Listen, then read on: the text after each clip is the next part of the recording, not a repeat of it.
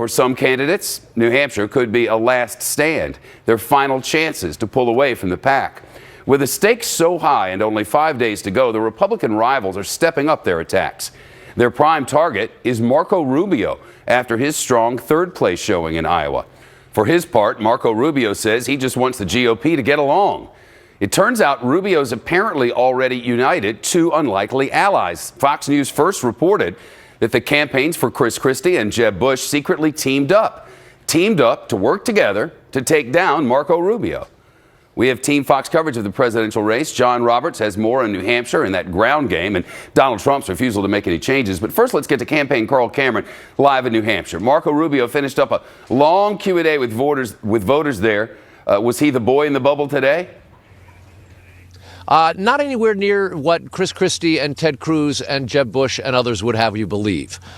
They've been badgering Marco for being this boy in the bubble. It started with Christie, then Cruz and Jeb have picked up on the theme, arguing that he's too packaged, too smooth, too politically savvy and articulate, and therefore he must be the product of consultants playing him like Geppetto, the puppeteer. I had a chance, and there was a huge press crowd. The media throng following Rubio has doubled since Iowa, and he really dismissed it, shrugged it off pretty much as a childish accusation. Listen. I think it's silly. That's how I responded. Look, when people are having a tough time in a campaign, especially near the end, you see some desperation set in, and so they'll start saying things, but I'm not too worried. Rubio has been pretty candid about his strategy. 3-2-1 is what they've dubbed it. Coming third in Iowa, second in New Hampshire, and first in South Carolina.